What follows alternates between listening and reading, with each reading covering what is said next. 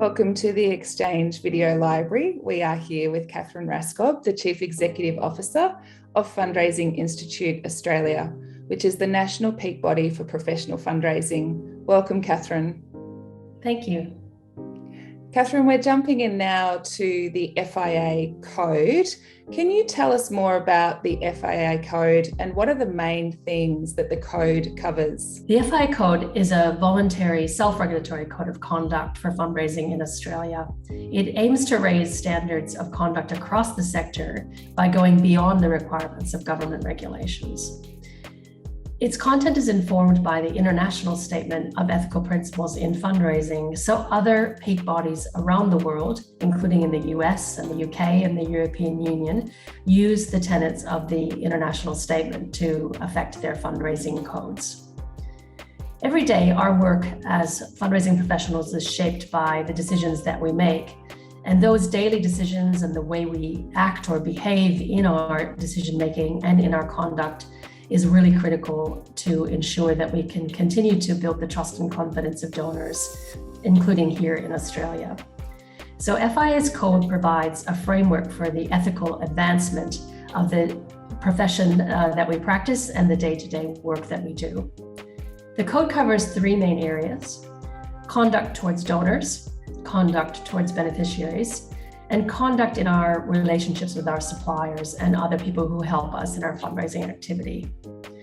So the key tenets of the code are really around ways that fundraisers ensure that they engage in activities that don't bring fundraising into disrepute and that continue to build and enhance the reputation of fundraising in Australia. It asks members who sign on to the FIA Code to act openly and honestly, and with regard to their responsibility for that building and maintaining of public trust. So our members who comply with the code, they act with respect for professional fundraising and for the causes that they represent, as well as in their interactions with donors. So for example, they're required not to exploit any relationships with donors. They're required to behave in a manner that encourages others to aspire to the same sort of high standards, including valuing privacy, confidentiality, trust, and integrity. And also to be open and transparent about the work that fundraisers do, including how funds are raised, managed, and dispersed. So those are really the key areas of a kind of a conduct or a framework of conduct that FIA members who ascribe to the FIA Code agree to abide by in their day-to-day fundraising. And then finally, we ask members to be available for a compliance program, which really takes the form of mystery shopping. So this is an unusual sort of mechanic in fundraising that you often see in the retail sector.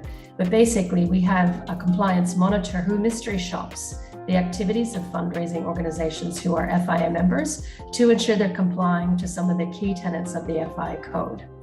So for example, in terms of open and honest and transparent behavior, a mystery shopper might be able to understand in listening to a recorded telephone call or in seeing promotional materials of a fundraising organization that they're actually acting on that tenet to be open and honest in what they're saying, in how they're portraying their cause, in how they're outlining how the funds that they're asking for will be used, and so on and so forth. So the compliance monitoring program in the form of mystery shopping really helps us to understand how our members are complying with the FIA Code and any challenges or issues with which they need assistance.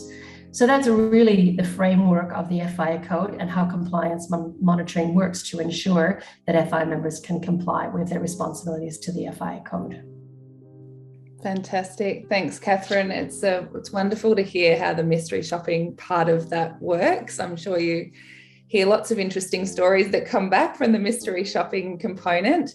It's such an important part of our landscape in the social sector to have this code.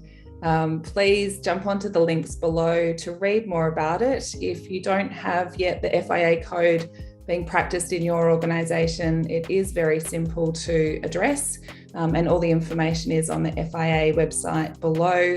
Thank you, Katherine, for sharing about the code with us here today. If this has been helpful, click the link below to stay in touch. And please also subscribe, like, and share with others. Thanks again, Katherine, and all the very best.